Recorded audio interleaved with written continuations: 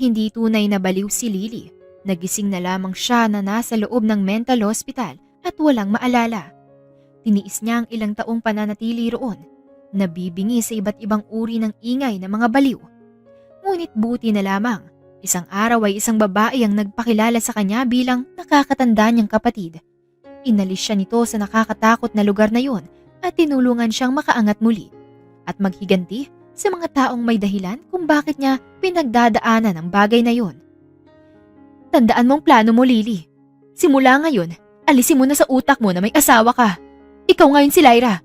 Burahin mo sa isipan mo ang totoo mong pangalan, katulad ng pagbura ng mga alaala mo sa nakaraan.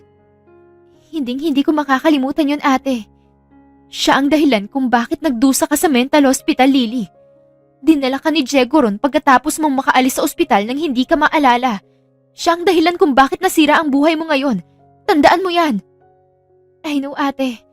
Kaya nga ako maghihiganti sa kanya. Napakuyom ang kamao ng babae sa tuwing naaalala niya ang masalimuot na pangyayari na nangyari sa kanya noon dahil sa kanyang asawa. Sa malawak na karagatan, isang barko ang tahimik na naglalayag habang abala ang buong crew sa kani-kanilang gawain. Ang barkong ito ay pinamumunuan ni Captain Diego Montenegro, isang kilalang eksperto sa deep sea exploration at maritime operations. Pinaglalaruan ni Lily ang yelo sa loob ng kanyang wine glass habang inilingalinga ang kanyang paningin sa buong paligid. Napahigpit ang hawak niya sa baso na magtama ang paningin nila ni Diego.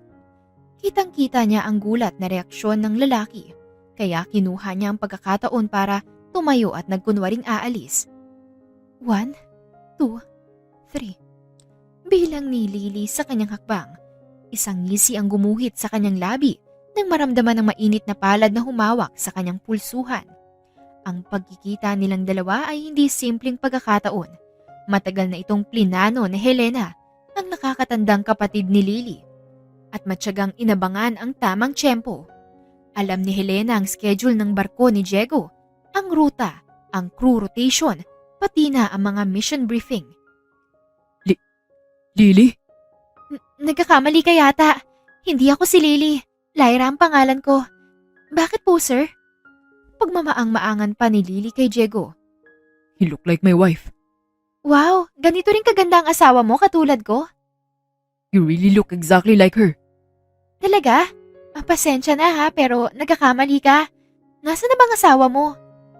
She died 5 years ago. Palihim na naikuyom ni Lily ang kanyang kamao sa narinig. Hindi makapaniwala sa kasinungalingan ni Diego. Halos lahat ng mga taong kakilala ng babae ay ganun din ang iniisip. Ngunit naniniwala siya na iba ang totoong nangyari sa kanya. Talaga? Bakit naman siya namatay? Never mind. Sorry, miss. Kamukha mo kasi talaga ang asawa ko. Captain, kumusta? Wika ni Helena. Nagkatinginan sila ng kapatid niyang si Lily. Sa isang tingin lang, ay alam na agad ng babae kung anong gustong ipahiwatig ng kanyang nakakatandang kapatid. Kaya naman walang paalam na umalis si Lily. Helena, okay lang naman ako. Tsaka pala, aalis na ako. Puntahan ko muna mga kasamahan ko. Paalam ni Diego. Inilingan niya ang paningin niya sa paligid ngunit wala na si Lily sa kanyang paningin. Ganun ba? Sige, mag-iingat ka ha. Bakit ka nga pala nandito? Gusto ko magbakasyon. Nakakalungkot nga lang isipin na sa bawat bakasyon ko, hindi ko nakasama ang kapatid kong si Lily. Ay so Lily, Helena. Nakita ko siya kanina. Kamukhang kamukha niya yung babaeng nakita ko. Sigurado akong asawa ko at kapatid mo ang nakita ko. Ha? Paano nangyari yun, Diego? Matagal nang patay si Lily. Ikaw na lang hindi nakakalimot sa kanya. Halos lahat ng tao na malalapit sa kanya ay tinanggap na ang kamatayan niya. Maybe I'm just hallucinating. I'm sorry, Helena. Babalik na ako sa trabaho. Basta kapag kailangan mo ako, nandito lang ako para sa'yo, Diego. Just call me. You know that I'm always a call away. Salamat, Helena. Ikaw ang nasa tabi ko nung nagluluksa ako sa asawa ko. Kailangan ko nang umalis. Balik na ako sa trabaho ko. Paalam ni Diego. Isang ngisi ang gumuhit sa labi ni Helena at pinuntahan ng kapatid na si Lily na naghihintay sa kanya. Are you ready for our next plan, Lily? I'm always ready, ate. Good. His room number is 307. I already arranged everything. By the time his shift ends, another captain will take over. Ibig sabihin, wala siyang trabaho mamaya? Exactly! He'll return to his cabin around midnight, exhausted from the mission briefing. Dun ka nakikilos. And what exactly do you want me to do? Simple. Get close to him. Gawin mong isipin niya na isa ka lang ilusyon. Make him paranoid. Guluhin mong isip niya. Gawin mong pagdudahan niya ang lahat. At higit sa lahat, siguraduhin mong hindi ka niya matatanggihan. Kailangang unahan ko na siya ron sa room bago pa siya makapasok doon. Good! He thinks he saw a ghost. Let's make him believe it's real. Teka, ano nga pala pinag-usapan niyo ni Diego, ate? Medyo natagalan ko rin sa pakikipag-usap sa kanya. Nothing. Kinamusta niya lang ako. At alam mo ba, he looks happy. Parang wala lang sa kanya ang ginawa niya. Grabe ring asawa mo, no? Pagkatapos ng ginawa niya sa'yo ay akto siya na parang walang ginawa. At ipinagkalat pa talaga na patay ka na. Kahit ang totoo niyan ay pinatapon ka talaga sa mental hospital nang walang nakakaalam. Mabuti na lang talaga't nahanap kita. Sa totoo lang, ako lang talaga nag-effort para hanapin ka. Salamat, ate. Kailangan ko palang susi ng room ni Diego para magawa na natin ang plano. Isang ngiti ang gumuhit sa labi ni Helena at kaagad na binigay kay Lily ang susi. Kailangan mo nang umalis. Baka makita niya pa tayo rito. Sundin mo na ang plano natin, Lily. Tandaan mo, lahat ng gagawin natin ay para sa paghihigante. Para iparamdam mo sa kanya ang sakit na pinagdaanan mo. Isang tango ang iginawad ni Lily bago nagkahiwalay ang dalawa. Bago naisipan ng babae na pumunta sa room ni Diego, ay naisipan niya munang pumunta sa counter at humingi ng alak. Dahil sa aliw, ay hindi niya namalayang madilim na ang paligid. Lango sa alak na pumasok siya sa kwarto ni Diego, katulad ng plano na pinag-usapan nila ng kanyang nakakatandang kapatid. Katulad ng usapan, hawak-hawak ni Lily ang bag at inilapag yun sa malambot na kama ni Diego nang makapasok siya sa loob ng cabin. Inilabas niya ang puti niyang bestida at isinuot iyon. Tingnan natin kung hindi ka mababaliw ngayon, Diego. I'll make you suffer like you did to me. Gagawin kitang baliw katulad ng pagtapon mo sa akin sa mental hospital. Lasing na wika ni Lily. Nataranta bigla ang babae nang marinig ang pagpihit ng pinto. Mabilis niyang kinuha ang mga gamit niya at nagtago sa isang cabinet kung saan may maliit na butas. Nang makapasok doon ay sakto namang bumukas ang pinto ng cabin. Kaagad na sumilip si Lily sa maliit na butas ng cabinet. Nakita niya si Diego na isinalampak ang sarili sa kama, tila pagod na pagod. Biglang tumunog ang cellphone ng asawa. Nakita ni Lily ang pagsagot sa tawag ni Diego. Hey baby, I'm fine. Huwag ka magalala. Uuwi rin ako kaagad after work ko. You miss me? Of course, I miss you too. Don't worry about me, okay? Mag-iingat ka dyan. Mahal na mahal din kita. Naikuyom ni Lily ang kanyang kamao. Hindi niya alam kung bakit bigla siyang nakaramdam ng kirot sa kanyang puso. Hindi niya maiwasang isipin na kaya siguro siya ipinatapon ni Diego sa mental hospital dahil para sa isang babae. Sige love, uwi rin ako agad dyan. Bibilang kita na pasalubong. Hindi na malaya ni Lily ang paglandas ng kanyang luha. Kaagad niya itong pinunasan. Hindi niya man lubos maalala ang lahat ng mga alaala na kasama si Diego, ngunit hindi niya maintindihan na sa unang hakbang pa lamang ng paghihiganti niya ay biglang may kung anong bumabara sa kanyang dibdib. Parang may hinihila sa loob niya. Isang emosyon na hindi niya maipaliwanag. Galit, pangungulila o sakit. Hindi niya alam. Ibababa ako na to. You'll sleep now, okay? Promise me. Hinihintay mo pa ang tawag ko? I'm sorry. Sobrang busy ako kaya ngayon lang kita natawagan. Sige. Babawi ako pag uwi ko. Okay? Alright. Bye. I love you. Nang mamatay ang tawag ay kaagad na isinalampak ni Diego ang cellphone sa kama at napapikit ng mariin. Maya-payapay nakita ni Lily ang pagtayo ng lalaki. Hindi niya inaasahan ang sunod na ginawa ni Diego. Hinubad ng kapitan ang kanyang suot na uniforme hanggang sa tanging boxer na lang ang natira. Napalunok si Lily nang makita ang makisig na katawan ng kanyang asawa. Kinuha ng lalaki ang tuwalya at dumiretso ng banyo. Saka lamang lumuwag ang pakiramdam ng babae nang mawala sa paningin niya si Diego. Sinamantala niya ang panahon para lumabas sa cabinet. Napapunas si Lily sa tagaktak ng pawis niya sa kabila ng lamig ng aircon. Wala sa sariling isinalampak ng babae ang kanyang sariling katawan sa kama. bahagya pa niyang naamoy ang pabango ni Diego na naiwan sa hinigaan ng lalaki. Nang makahiga siya, ay saka lamang siya nakaramdam ng pagkahilo dahil sa kalasingan kanina. Dahil doon ay hindi niya namalayang naidlip na pala siya. Who are you? Umalingaw-ngaw ang boses ni Diego nang makita ang natutulog na babae sa kanyang kama. Kaagad namang naalimpungatan si Lily sa boses ng kapitan. Mabilis siyang tumayo sa gulat. Multo ako! Wala sa sariling wika ni Lily. Napataas ang kilay ni Diego. Unti-unting naaaninag ang itsura ng babaeng nakasuot ng puting bestida. Napakurap-kurap pa ang lalaki. Inaakala na namamalikmata lamang siya habang nakatingin sa kanyang asawa. Lily? Ikaw ba talaga yan? Am I dreaming? Ako talaga to. Paano ka mananaginip gising ka? Utal ng wika ni Lily. Halos tampalin niya ang kanyang sariling noo, dismayado sa sarili. Unang hakbang pa lang ng kanyang planong paghiganti ay palpak na agad siya. Is that really you? Napakamot ng ulo si Lily. Oo nga, ang kulit mo naman. Pero, paano nangyari yun? You already died. Kaya nga multo ako, di ba? Dahil namatay na ako. Handem, dahil ba sa alak to? Naparami yata ang inom ko kanina. Narinig ni Lily ang bulong ni Diego sa sarili sabay tampal sa noo. Napalunok ang babae nang ibaba niya ang tingin sa katawan ng lalaki. Tiningnan ni Lily si Diego mula ulo hanggang paa, ngunit nahinto ang tingin niya sa paggitna ng asawa na tanging tuwalya lamang ang nakatakip doon. Mapupungay ang mga matang napatingin muli si Diego sa direksyon ni Lily. Bakit hindi ka pa rin umaalis? Nagulat ang babae sa narinig, lalo pa nang makita ang pagpatak ng luha ng asawa. Bakit mo ako paaalisin? How can I forget you, Lily? Na kahit na, sa pagtulog ko, ikaw ang naiisip ko. Sa pagising ko, ikaw pa rin talaga. Bakit ngayon naman parang totoo ka na? Please, I don't want to live with a ghost, Lily. Our memories always haunted me. It's hard to live a life without you. Lily, but you see, I'm trying. Sinusubukan kong bumangon kahit wala ka na. Sinusubukan ko ang lahat para mabuhay para lang sa'yo. Kahit na wala ka na. Dahan-dahang humakbang si Diego papunta sa direksyon ni Lily. Kaagad na napaatras ang babae.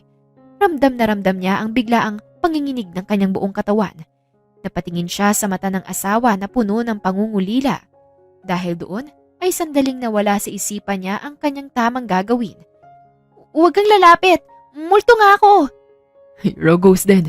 Wala akong pakialam. Dapat matakot ka! I just don't care. Just let me hold you, Lily. Kahit ngayong gabi lang, hayaan mo ako mag-ilusyon sa presensya mo. I badly miss you. Hindi na nagawa pang tumakbo ni Lily para tumakas nang tuluyan ng makalapit si Diego sa kanya. Napasinghap siya nang maramdaman ng mainit na palad ng lalaki na humahaplos sa kanyang pisngi. Inaasahan niya ang takot na reaksyon ni Diego, ngunit taliwas naman ang nangyari. Kitang-kita niya ang pangungulila sa mga mata ng asawa. You felt so real, Lily. If this was only a dream, I don't ever want to wake up. Kung alam mo lang kung gaano kahirap na wala ka. Miserableng wika ni Diego. Halos kapusin si Lily sa paghinga nang mas lalong inilapit ng lalaki ang kanyang mukha sa mukha ng asawa. Pakiramdam ng babae ay para siyang sinisilaban ng apoy nang inilandas ni Diego ang tungki ng kanyang ilong sa pisngi niya. Mas lalo pa siyang nakaramdam ng kuryente sa buong katawan nang bumaba ang mukha ni Diego sa kanyang leeg. Wala sa sariling napatingala si Lily para mas bigyan pa ng puwang si Diego sa kanyang ginagawa.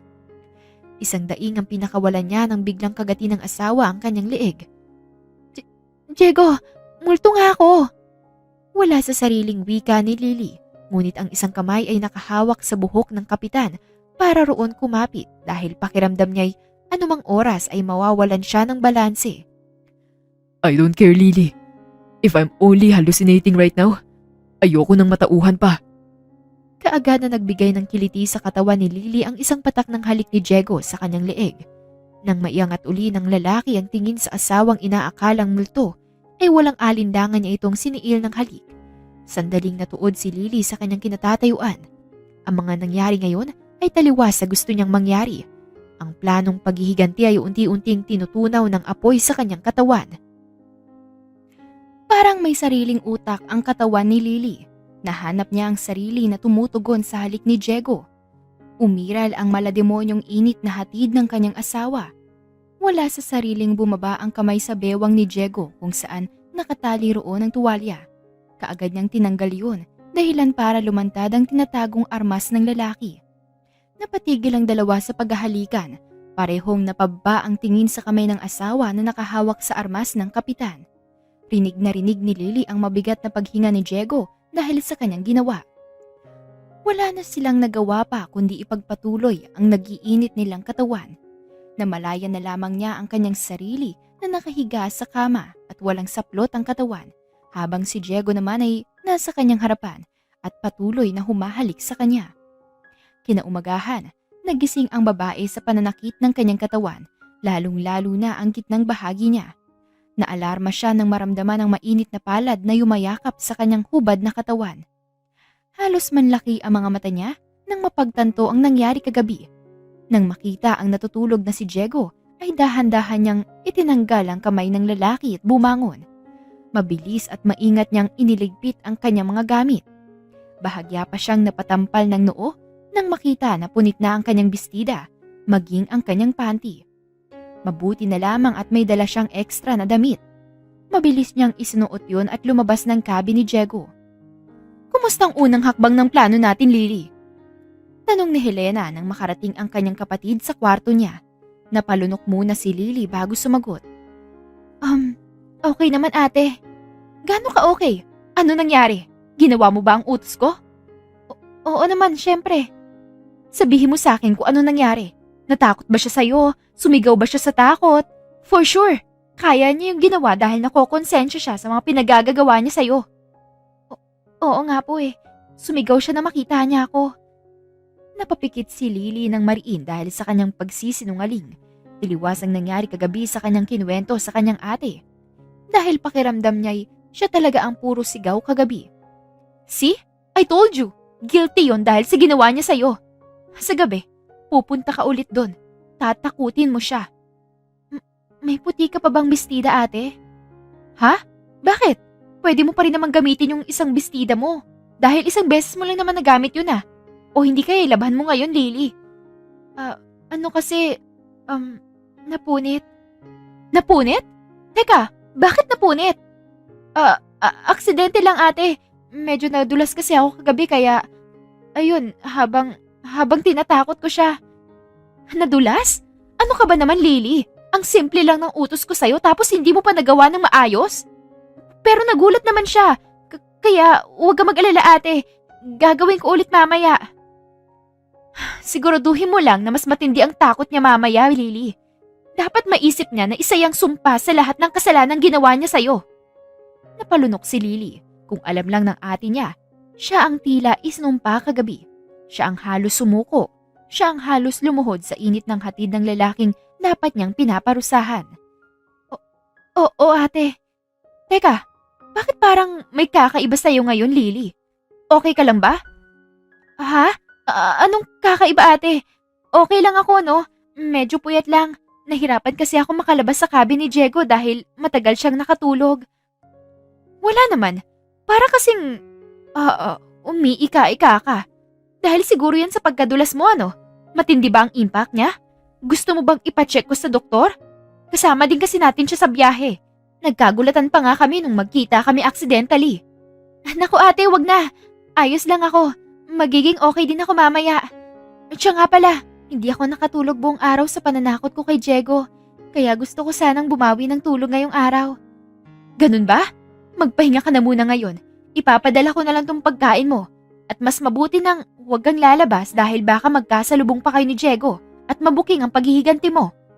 O siya, pahinga ka na at pupunta ka pa sa cabin ni Diego mamayang gabi para mas maniwala siya sa sarili niya. Now, take a rest, sister. Matulog ka na. Isang marahas na buntong hininga ang pinakawalan ni Lily at bahagyang napasabunot ng buhok nang tuluyang makalabas si Helena sa kanyang cabin. Fuck! What am I doing? Bakit ko ginawa yun? Bakit ako bumigay? Bakit ang tanga-tanga ko? Inis na singhal ni Lily sa sarili dahil na rin sa matinding pagod ay nakatulog siya nang hindi niya namamalayan. Nagigising na lamang siya kapag may kakatok sa kanya sa pintuan para kumain. Sa kabilang banda ay malalim ang isip ni Diego habang ginagawa niya ang trabaho niya. Inaalala niya pa rin ang nangyari kagabi. Pakiramdam niya ay totoo na nakita niya ang kanyang asawa, ngunit tuluyan siyang sinampal ng realidad nang magising siya kinaumagahan na walang bakas ni Lily sa kanyang kwarto. Gayunpaman ay may isang bagay na hindi niya maalis sa isip, ang kakaibang amoy ng pabango na naiwan sa kanyang kumot. You seem preoccupied with something, Diego. Is there something bothering you? Natauhan bigla ang kapitan mula sa malalim na pag-iisip nang marinig ang boses ni Helena. Yeah, I'm okay, Helena. Kailangan ko nang umalis. May trabaho pa ako. Ganun ba? Parang hindi ka okay eh. Why don't you take a vacation after this, Diego? Doon ka magbakasyon sa opening ng resort ko. Try mo doon. No worries, nandun din naman ako. Makakasama mo ko ron. Sorry, Helena. Pero may iba akong gagawin. I'll take your advice na lang na magbakasyon pero hindi sa resort nyo kami pupunta. Maybe sa susunod na lang. Bawi ako. Sige na, Helena. Alis na muna ako ah. Marami pa kasi akong gagawin. Enjoy mo na lang biyahe mo.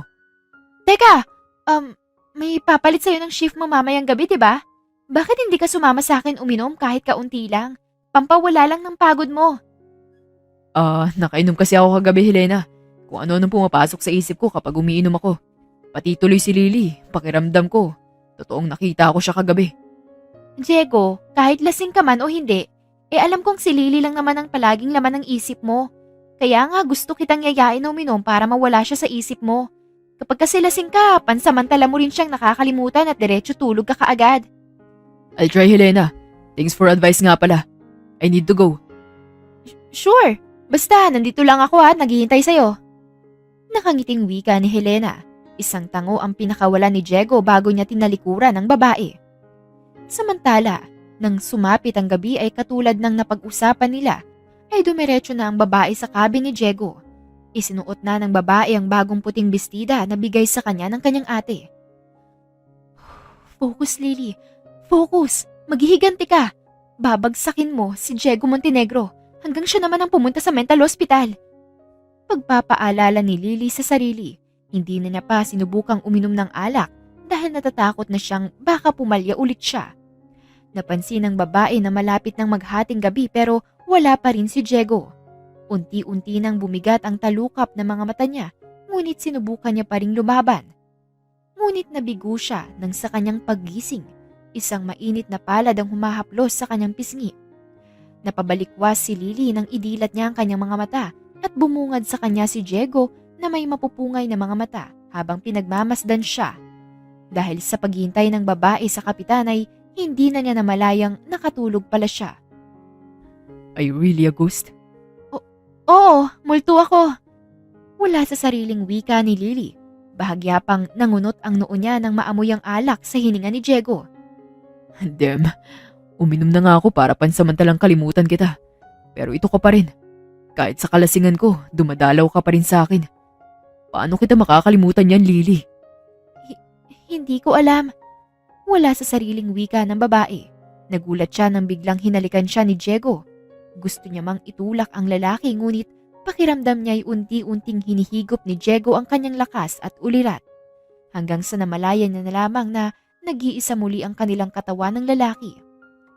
I hope you are real this time, Lily. Hindi ko kaya. Hanggang ngayon, hindi ko pa rin kaya na wala ka. Sobrang hirap. Bakit mo ako iniwan? Paano na ako? Nalilitong napalingon si Lily kay Diego. Nakapikit ang mga mata nito habang nakayakap sa kanyang katawan na walang saplot. Kakatapos lamang sa kanyang mainit na pagsasalo ng dalawa. Bakit ka ganyan, Diego? Don't pretend that you love me. Ikaw ang dahilan kung bakit nasira ang buhay ko. Ikaw ang dahilan kung bakit naging miserable ang buhay ko. Puno ng hinanakit na wika ni Lily. Ngayon niya naisip na ibuhos lahat ng tanong sa lalaki. Kinukuha niya ang pagkakataon na lasing pa ito dahil alam niyang bukas ay hindi na muling maaalala ito ni Diego. I'm sorry, Lily. I didn't mean to hurt you. Lasing na wika ni Diego, ngunit hindi nakatakas sa mga mata ni Lily ang paglandas ng luha sa pisngi ng lalaki. Wala sa sariling napayakap ang babae sa asawa. Sa kanyang ginawa ay isang pamilyar na pakiramdam ang kaagad na sumalubong sa kanya. Mukhang nagiging matagumpay na ang plano natin, Lily. Napapansin ko minsan na parang natutuliro na sa kawalan si Diego kapag nagkakasalubong kami. Mabuti naman, ate. Oh, bakit parang ang tamlay mo naman? Napagod ka ba kagabi? Pansin ko halos araw-araw kang puyat kapag nandun ka sa cabin ni Diego para manakot. At saka, napapansin ko rin na palagi kang nangihingi sa akin ng puting bestida. Ano bang nangyayari sa'yo ron, ha? Kung hindi ka naaaksidente, napupunit naman ang bestida. Mauubos na yata ang bestida ko sa'yo eh. Kulang na lang pati panty ko ay hingin mo. Huwag mo sabihin na pati panty mo ay napunit na rin, Lily. Marami naman akong panty dito, ate. Kaya kahit ilang beses punitin yun ay may baon pa rin naman ako. Wala sa sariling wika ni Lily dahil sa antok. Ang totoo niya na bawat punta niya roon sa cabin ni Diego ay hindi niya maiwasang may mangyari sa kanila ng lalaki. What did you say? Sorry, hindi ko narinig na maayos. Para kang zombie, Lily. Nako, matulog ka na nga. Huwag ka mag-alala. Last puyat mo na to dahil bukas ay titigil na ang barko sa destinasyon natin. Malapit na? Oo, bukas na ang huling gabi mo para takutin si Diego. Kapag bumaba na tayo sa daungan, tapos na ang unang misyon natin. Bakit ang bilis naman? Bakit parang nangihinayang yung boses mo? Masyado ka bang naaaliw sa pagiganti dyan kay Diego na yan? Huwag ka mag-alala. Marami ka pang gagawin para sa kanya. Paranoid na siguro yun ngayon, no? Siguro nga, gabi-gabi ba namang tinatakot eh. Sigurado kung hindi na yan makakatulog ng maayos. Malay mo, nagdedelero yun na yan sa takot. Good job, Lily. I'm so proud of you, sister. Sa wakas, sa dami ng pinagdaanan mo dahil sa kanya ay nakakapaghiganti ka na rin ngayon. Wika ni Helena. Kaagad namang napalunok si Lily dahil doon. Matapos ang pag-uusap na yon, ay lumabas na ang nakakatandang kapatid ng babae. Dahil sa pagod at puyat, mabilis na nakatulog si Lily. Nang malapit na ang gubabi, ay inayos na ng babae ang sarili para makapunta sa cabin ni Diego. Wow! Ready ka na para takutin si Diego ah! Kaya siguraduhin mong mas matindi ang takot niya mamaya ha? Dapat bago tayo bumaba sa daungan, halos mabaliw na siya sa pagpaparamdam mo. Ano pong gusto mong gawin ko, ate? Imbis na sagutin ni Helena ang tanong ni Lily nang ilabas ng nakakatandang kapatid niya ang isang bote ng ketchup. Nagtataka man ay tinanggap yun ni Lily. Anong gagawin ko rito? Ilagay mo yan sa puting bestida mo. Ang iba sa katawan mo para magmukhang dugo. Tingnan natin kung hindi yan mabaliw dahil dyan sa takot. Katulad ng utos ni Helena, suot-suot ni Lily ang puting bestida. Pinahid ang ketchup sa damit at katawan niya. Nang matapos na siya sa kanyang ginagawa, saktong bumukas ang pinto at iniluwa roon si Diego na mukhang lasing na naman. Lily? Multo ako. Utal na wika ng babae. Halos mapaatras siya nang humakbang si Diego papunta sa kanya. Ngunit nang maisip niyang nagpapanggap siyang multo, ay nilakasan niya ang loob niya at taas noong napalingon sa lalaki. Multo ako. Dapat matakot ka. Bakit ako matatakot sa'yo? I want this, Lily. Kahit dalawin ako ng kaluluwa mo araw-araw, hindi ako matatakot. Baliw ka na ba?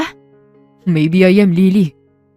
Lasing ng wika ni Diego habang mapupungay ang mga nakatitig kay Lily.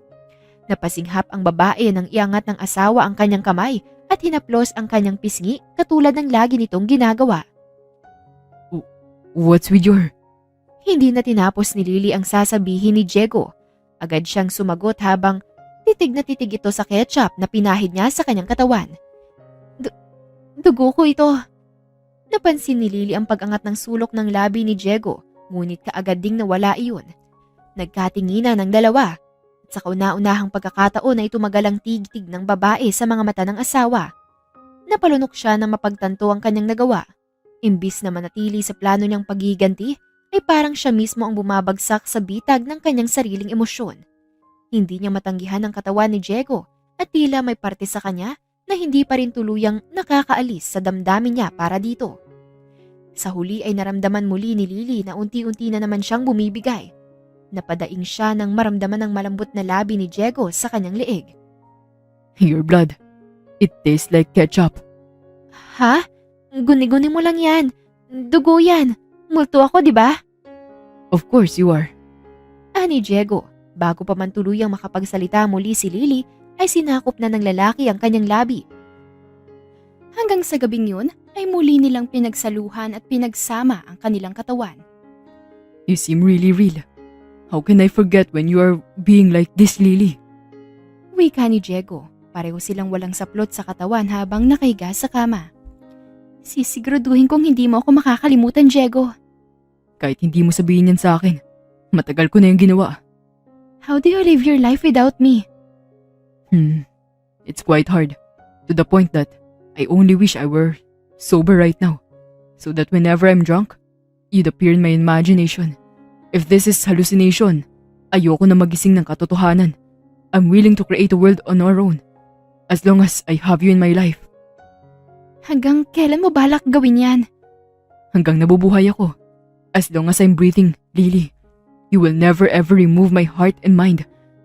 Palagi kang may puwang sa puso at isipan ko. Kapag wala ka, pakiramdam ko may kulang. Pakiramdam ko hindi ako buo. Nakapikit na wika ni Diego. Napaangat ang tingin ni Lily sa asawa na parang wala sa sariling nagsalita. Maya-maya pa'y narinig niya ang mahinang paghilik ng lalaki, palatandaan na tulog na ito. Mabilis niyang tinanggal ang kamay sa bewang ni Diego na nakayakap sa kanya. Nung unay nahirapan pa siya sa pagtanggal sa sobrang higpit nito. Ngunit nang tuluyan ng makawala, ay kaagad siyang umalis sa kama. Isa-isa niyang pinulot ang mga damit niya at sinuot iyon. Bago siya tuluyang lumabas ay napalingon siya muli sa asawa sa huling pagkakataon. Kung mahal mo ko, bakit mo ginawa yun, Diego? Kung mahal mo ko, bakit nangyari ang bagay na to? Ano ba talagang totoo? Tanong ni Lily sa mahimbing natutulog na asawa. Umaasang baka masagot ang katanungan niya na matagal nang bumabagabag sa isip niya. Pack your things, Lily. Para pagising mo ay diretso kang bababa sa daungan. Ako lang mag-isa? Yes, Lily. Akong papalit sa cabin mo. Baka maghinala na si Diego dahil sa ilang araw na pagpaparamdam mo sa kanya. Akala ko ba sabay tayong aalis na dalawa? Hindi pwede, Lily. Baka nga magduda nga si Diego sa atin. Huwag ka mag-alala. Naghihintay dun sa daungan mo ang mga bodyguards para bantayan ka kapag nakababa ka na. I'll make sure that Diego won't hurt or fool you again. Ate, are you really sure that Diego was the one that put me to mental hospital? Lily, what kind of question is that? Of course, 100% sure ako na siya yon. Bakit mo natanong? Para kasing hindi na natapos pa ang sasabihin ni Lily nang biglang umalog ang barko nila. Ano yon? Sandali lang. Lalabas muna ako. Check ko lang kung ano nangyari sa labas. Baka umalog lang ang barko dahil sa hampas ng malalakas na alon. Hindi naman siguro delikado. Medyo normal naman yan sa ganitong klase ng biyahe. Huwag ka mag-alala dahil you can take a rest for now. Alam kong pagod ka kaya magpahinga ka na muna dyan. Sige. Nag-aalin lang ang wika ni Lily. Nang makaalis si Helena ay marahas siyang napabuntong hininga at isinalampak ang sarili sa kama. Kahit anong pikit niya ay panay pa rin ang balikwas niya sa kama. Ni kahit puyat siya'y hindi siya makaramdam ng antok. Kaya naman naisipan niyang lumabas ng cabin. Alam niyang magagalit ang kanyang ate kapag nalaman niya ito. Iniisip ni Lily na sa ganitong oras ay baka tulog pa si Diego at hindi siya nito makikita. Napatingin siya sa orasan nang mapansin na nasa 4:00 pa lang ng umaga. Naisipan ni Lily na maglakad-lakad.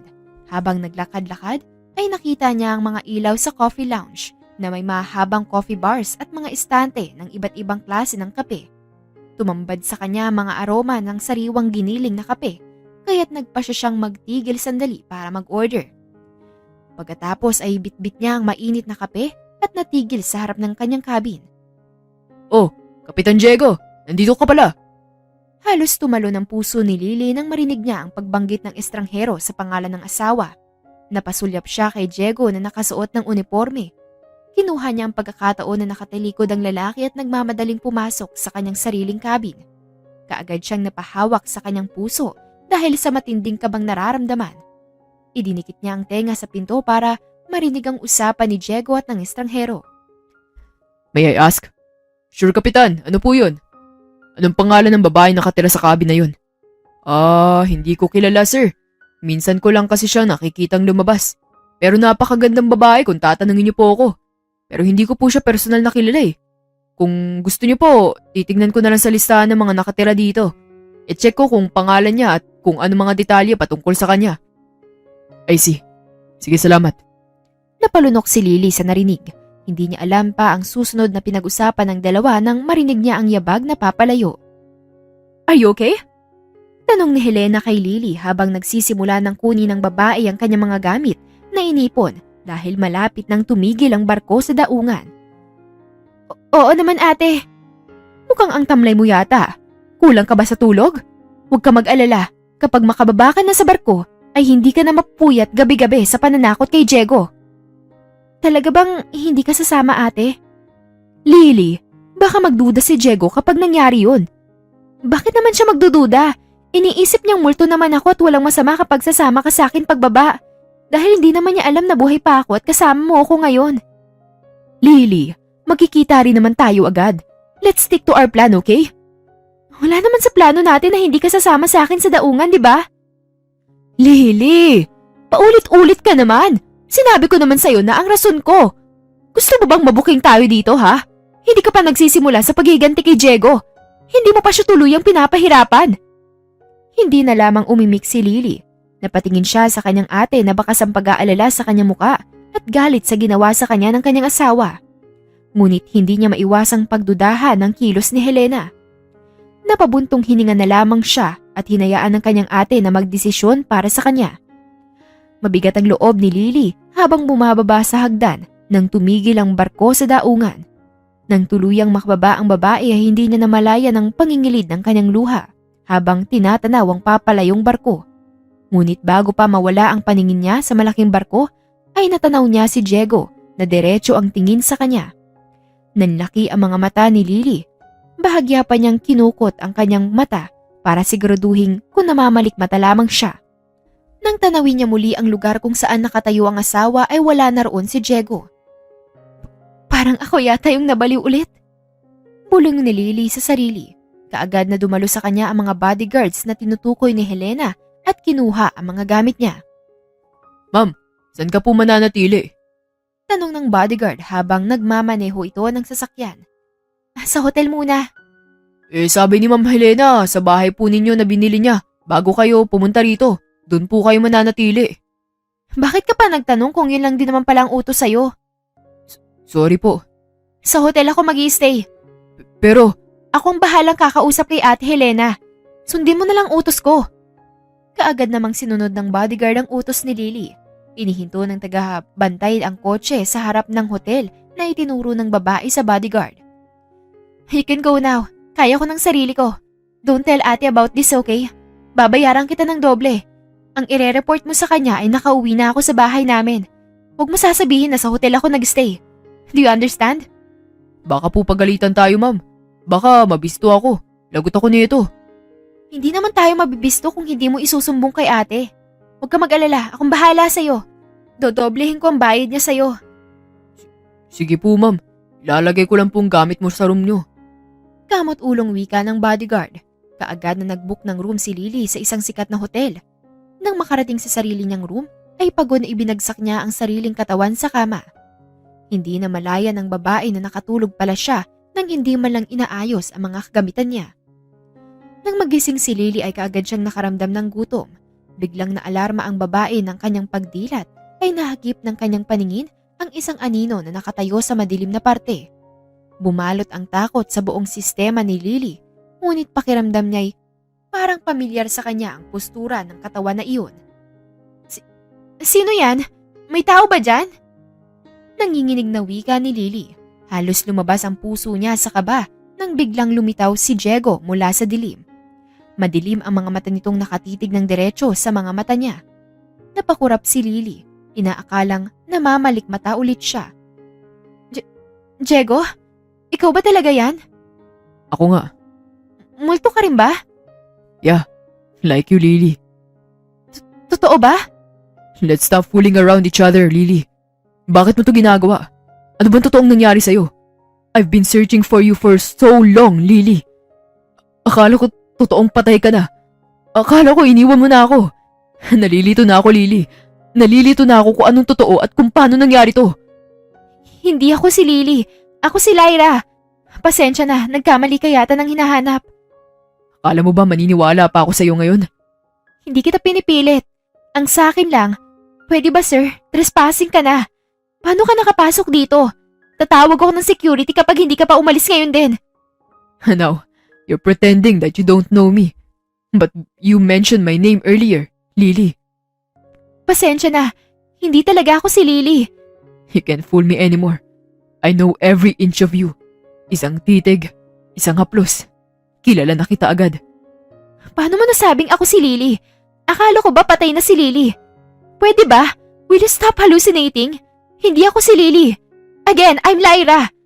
May mga sirkumstansya lang talaga na may mga magkakamukha na ibang tao. Nung una, nagdududa ako. Pero ngayon, siguradong sigurado na ako na ikaw talagang asawa ko, Lily. Kilalang kilala kita. Kahit ilang taon man ang nagdaan, alam na alam kong ikaw ang asawa ko. Paano ka nakapasok dito? You are the owner of this hotel, Lily. Ha? Anong sinasabi mo? Can't you remember? Ipinangalan ko sa iyo ang hotel na to noong anibersaryo natin. At ito ang room na pinuntahan natin nung magkasintahan pa tayo. I don't know what you're talking about. Hindi ako si Lily kaya hindi ko alam ang bagay na yan. Bakit mo pinili ang room na to? Dahil ba familiar sa ito? Lily, I don't know what's up to you. Bakit bigla ka nawala? Tapos makalipas ang ilang taon ay babalik ka na parang hindi mo ako kilala. Hindi naman talaga kita kilala. Pwede ba? Itigil mo ng pagsisinungaling mo. I'm not lying. Hindi talaga ako si Lily. Wala akong kilalang Lily. Sinabi mo na sa akin, namatay na si Lily, di ba? Bakit pinipilit mo pa rin na ako yung asawa mo na namatay na? Please. Please, Lily. Stop it. I know you are Lily. Hindi ako pwede magkamali.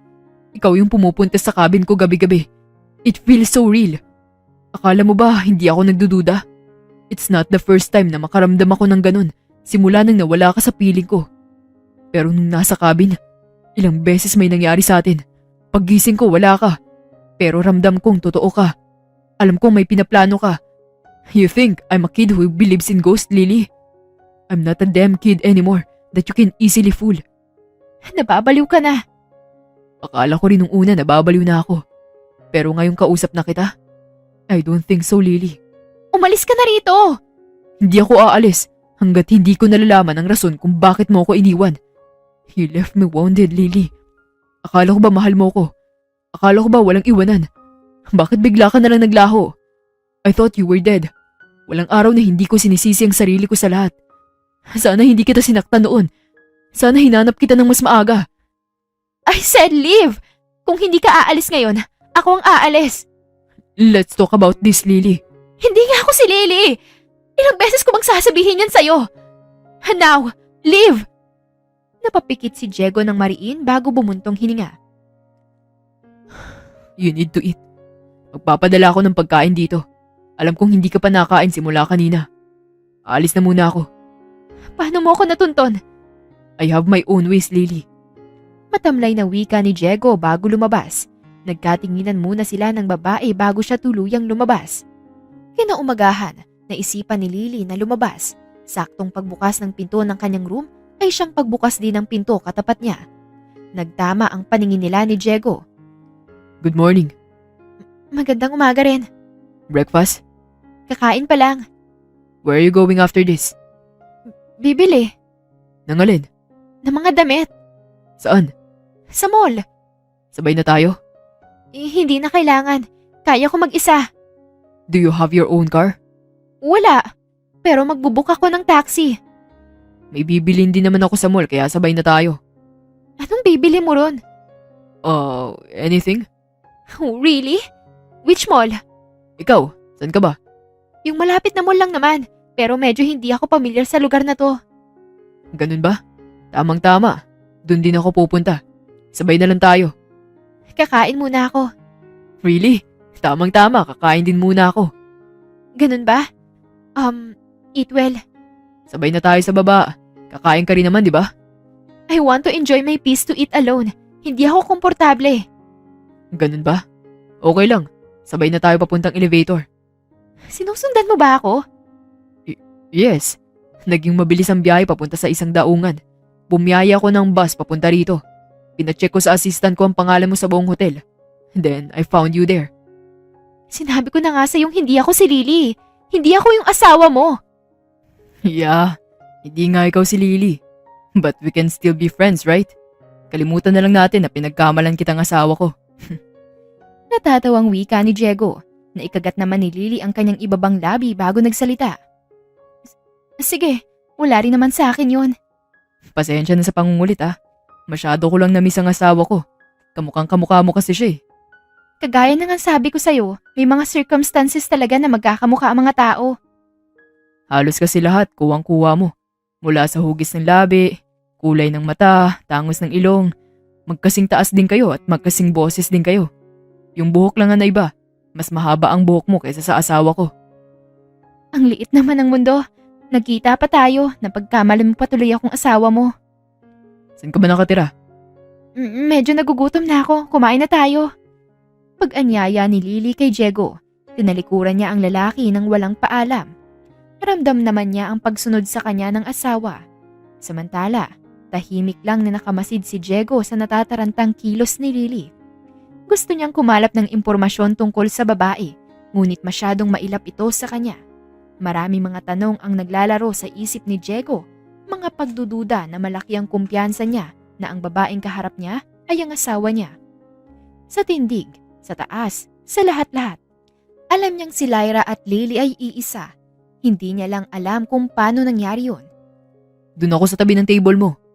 Wika ni Diego nang makarating sila ng babae para kumain. Wala nang space. Isa na lang ang space nila. Sagot naman ni Lily nang mapansin na tanging isang table lamang ang available. Maumuna ka na lang muna kumain kung ganun. I'll wait for you. Sabay na lang tayong kumain. Are you sure?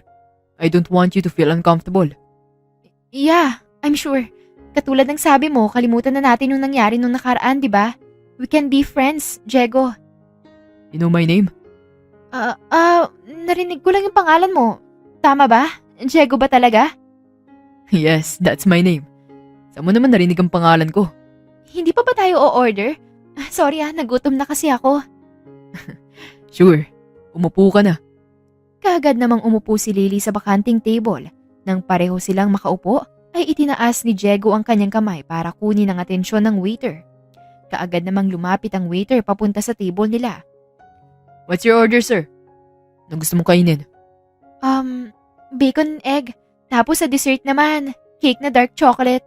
For the drinks, pineapple juice will do. Thank you. Napansin ni Lily ang matalim na titig sa kanya ni Diego. Sinubukan niyang iwasan ang tingin na yon dahil pakiramdam niya'y kinikilatis ng asawa ang buong pagkatao niya. Why are you looking at me like that? Pareho kasi kayo ng asawa ko. Mahilig din siyang mag-order ng dessert at drinks na pineapple juice tuwing kumakain kami.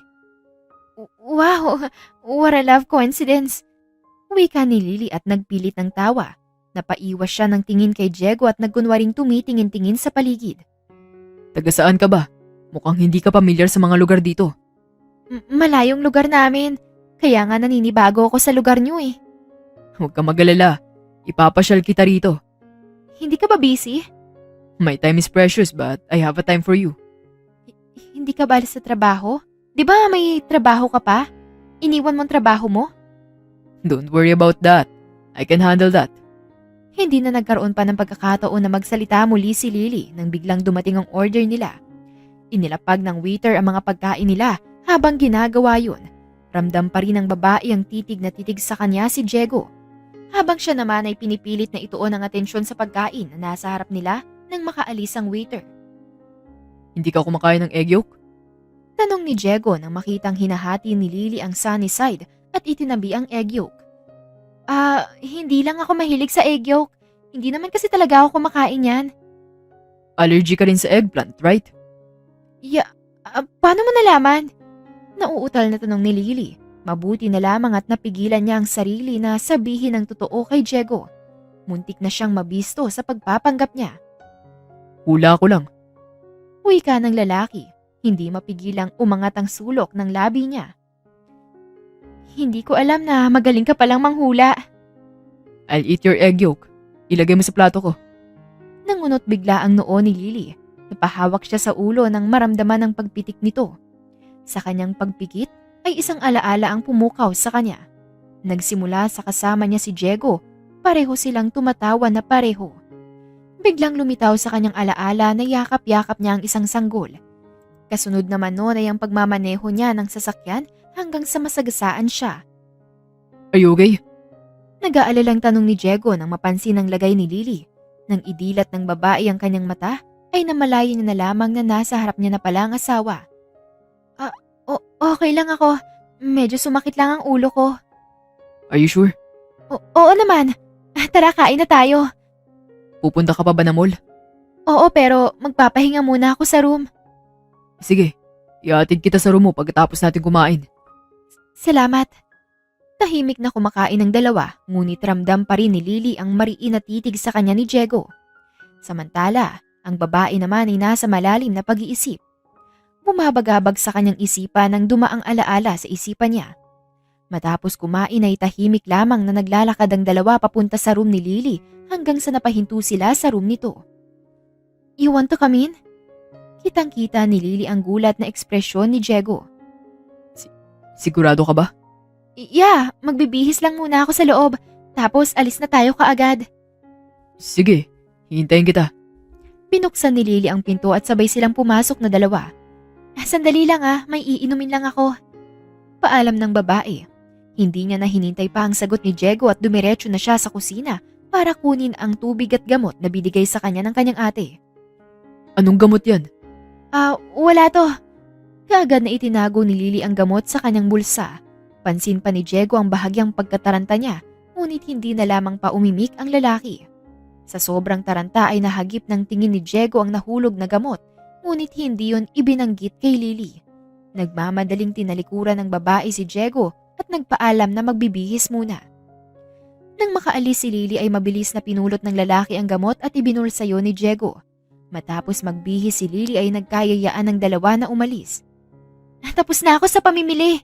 Ikaw, wala ka bang bibilhin? Tanong ng babae matapos nilang mamili ng mga damit. Gusto niya pang matawa nang walang reaksyong binuhat ni Diego ang lahat ng mga paper bags niya. Huwag na muna, may gagawin pa ako. Talaga? Ano yon? Something important. Gano'ng ka-importante? I need to visit my daughter. May anak ka? Oo, medyo malaki na siya. Natahimik bigla si Lily, samantalang tahimik na nagmamasid lamang si Diego sa kanya. Sinadyang hindi banggitin na ang bata na yon ay anak nila ni Lily. Salamat sa araw na to. Kailangan ko nang magpahinga. Medyo napagod ako eh. Sige, magpahinga ka muna. Magpapadala ako ng delivery para sa lunch mo mamaya. O gusto mo, sabay tayo sa baba? Huwag na. May anak ka pa palang kailangan asikasuhin. Kailangan mong unahin yon. Hindi alam ni Lily kung bakit bigla siyang nakaramdam ng pait sa kanyang sistema nang banggitin niya ang mga katagang yun. Samantala, nang tuluyan ng isara ni Lily ang pinto, ay kaagad na umalis si Diego para gawin ang totoong pakay niya. Isa tong pinagbabawal na gamot na ginawa upang magkaroon ng normal na gamot dahil sa hugis. Ipinagbabawal na gamot? Gulat na tanong ni Diego sa doktor nang i-examine nito ang gamot na nakuha niya mula kay Lily. At iba ng tawag sa gamot na to, ginagamit sa pangontra sa anxiety at epilepsy. Pero may mga pagkakataon na nagdudulot din to ng anterogate amnesia. Ibig sabihin, maaaring mahirapan ng isang tao na bumuo ng bagong alaala habang nasa impluwensya ng gamot. Bakit niya iniinom ang gamot na yan? Tanong ni Diego sa sarili. Natigil siya sa malalim na pag-iisip nang biglang tumunog ang cellphone niya. Nagawa ko na po ang pinapagawa niyo sa akin. Tell me everything. Si Lyra, siya ang dating Lily. Ang babae na iniisip ng lahat na patay na. Anong ibig mong sabihin? Si Lyra ay si Lily? Oo sir. Matapos ang aksidente ni Lily, hindi siya dinala sa tamang ospital. Pinaniwala ng kapatid niyang si Helena na patay na siya. Pero ang totoo, dinala siya ni Helena sa isang mental hospital. Mental hospital? Bakit? Paano siya napunta ron? Ginamit ni Helena ang peking dokumento para ipasok si Lily sa mental hospital. Iniisip ni Helena na mas maganda kung doon na lang siya. At sa ganitong paraan, hindi na siya makakabalik sa dati niyang buhay. Hindi ko alam. Hindi ko alam na buhay pa siya. Iniisip ko na wala na siya. Tumagal siya ron at sa ilalim ng ibang pangalan. Nagbalat kayo si Lily. Pinalitan niya ang kanyang pagkatao at nagsimula mula sa ilalim ng pangalang Lyra. Sa kabilang banda ay halos hindi makatulog si Lily habang nakahiga sa kama. Nakailang balikwas na siya sa kama pero hindi pa rin niya maialis sa isip niya ang pinag-usapan nila ni Diego. Napaigtad si Lily nang biglang may kumatok ng malakas sa pinto. Kaagad siyang bumangon at binuksan yun. Laking gulat niya nang makita ang kanyang ate Helena. "Kailangan na nating umalis dito, Lily." Nagmamadaling wika ni Helena. Bigla niyang hinawakan ang kamay ng kapatid at pilit na hinahatak ito. Ate, ano po bang nangyayari?" "Mamaya ko nasasabihin sa'yo. Kailangan na nating umalis dito." "Ate, teka lang!" Wika ni Lily. Napahawak siya bigla sa ulo niya nang maramdaman ang muling pagpitik nito. Sa kanyang mariing pagpikit ay doon na lumitaw lahat ng alaala na bumunyag sa katotohanan na matagal nang ninakaw sa kanya ng kanyang nakakatandang kapatid. Biglang pumasok sa alaala ni Lily ang lahat ng nangyari. Ang aksidente, pagka-ospital niya, at ang mga oras na siya ay nawala ng malay. Isang imahe ang muling lumabas sa kanyang isipan. Ang katawan niya sa duguan na sasakyan at si Helena na nagmamasid mula sa malayo. "Lily! Sinabi nang umalis na tayo rito!" Sigaw ni Helena dahilan para matauhan ng kapatid. Sa gulat at takot ay mabilis na naibawi ni Lily ang kanyang kamay mula sa pagkakahawak ni Helena. "Lily! Huwag nang matigas ang ulo! Sumama ka na sa akin!" "Hindi si Diego ang totoong may masamang intensyon sa akin. Ikaw ang may pakana ng lahat ng to. Di ba, ate?" "Lily, ano bang pinagsasabi mo dyan? Alam ko na ang totoo. Naaalala ko na ang lahat." Biglang umiba ang aura ni Helena. Nawala ang pilit ng ngiti sa labi nito at galit na ekspresyon. "Nalaman ni Diego ang mga ginugugol ko sa pag-iimbestiga sa'yo. At ngayon, kailangan kong tapusin yon. Hindi na pwedeng magpatuloy ang lahat ng ito." "Anong ibig mong sabihin?" "Hindi pwedeng puro ikaw na lang ang lahat, Lily. Lahat na lang dapat sa akin ay kukunin mo. Mahal ko si Diego noon pa, pero ikaw ang pinili at minahal niya. Kaya ngayon, gusto kong mawala ang pagmamahal niya na yun sa'yo. Gusto kong magpanggap ka na multo para ma-comfort ko si Diego at sa akin na matuon ang atensyon niya. Pero sinira mong lahat. Lahat-lahat na lang ng plano ko'y sinisira mo. Pasalamat ka nga't hindi kita napatay." Anong ginawa mo?" Gusto mong malaman? Gusto mong malaman, ha? Sige, pagbibigyan kita. Ako ang nagmanipula ng sasakyan mo para maaksidente ka at ipagkalat na patay ka na. Pero ang totoo niyan ay mas malalim pa akong plano. Pero Leche, sinira mo na naman. Parehong napatingin ang dalawa sa biglaang pagkalabog ng pinto. Kasunod nun ay ang pagpasok ni Diego kasama ang mga otoridad. Kitang-kita sa mga mata ni Helena ang pagkataranta. Ngunit bago pa man niya maisip na tumakas ay mabilis na siyang pinusasa ng mga pulis. Diego, nagkakamali ka ng iniisip. Lily, please, kapatid mo pa rin ako, di ba? Alisin yung poses na to. Nangingilid na lamang ang luha ni Lily habang tinititigan ng kapatid na halos magwala na. Napapikit siya ng mariin nang maramdaman ng yakap sa kanya ni Diego. "I'm sorry, Lily. Sana mas dinoble ko pa ang paghahanap ko sa'yo noon. Sana hindi ako naniwala na patay ka na. Akala ko totoong patay ka na dahil nung sumabog yung sasakyan mo. Aksidente yun. Nung na-examine man mga doktor ang bangkay na nakita nila, positibo na bangkay mo raw yun. Sana hindi ako naniwala." Wala kang kasalanan, Diego. Ang mas mahalaga, nakakaalala na ako ngayon. I miss you, Lily. Ayoko nang mawala ulit ka sa akin. Hindi na ako mawawala pa, Diego. Makalipas ang ilang linggo nang makulong si Helena, bagamat sariwa pa rin kay Lily ang mga alaala ng kanyang paghihirap, hindi pa rin niya maiwasang mamangha dahil sa kabila ng lahat ay katotohanan pa rin ang nagwagi. "Mommy! Daddy!" Sigaw ng anak ni na Diego at Lily. Napangiti naman ang babae ng matanawang tumatakbong bata na papalapit sa kanila. Samantala ay halos hindi napakawalan ni Diego ang asawa dahil halos isang oras na siyang nakayakap kay Lily. Hanggang ngayon ay hindi pa rin makapanawala si Lily na may anak silang dalawa ni Diego. Nang ipakilala ng lalaki kay Lily ang anak nila, ay hindi nila maiwasang mag-iyakan na magpamilya. "Anak, Lana, come here.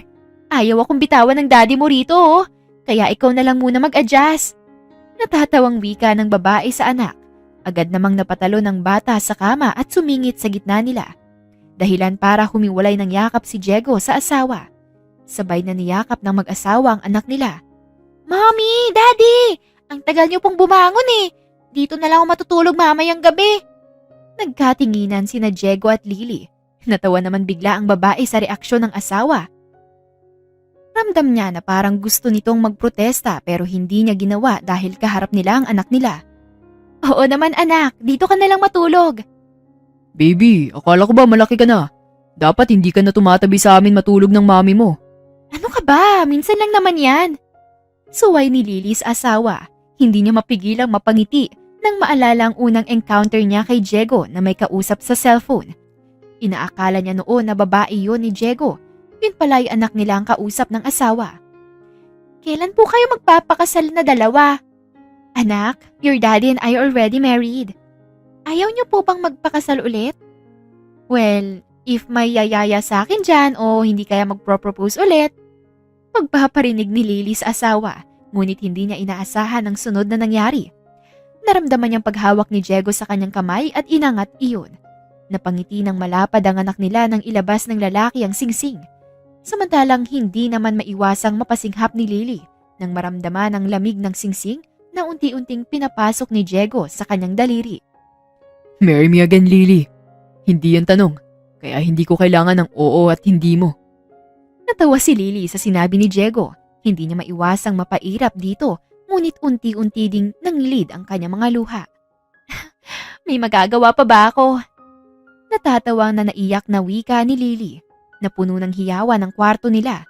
Samantala ay hindi naman nila nakaligtaan ang magpasalamat sa may kapal dahil muling nabuo ang pamilya nila. At dito na po nagtatapos ang ating kwentong pag-ibig. Sana ay muli niyo akong samahan sa mga bagong kwentong ihahatid namin sa inyo. Muli, ako po si Miss Demi. Marami pong salamat. Hanggang sa muli. Paalam!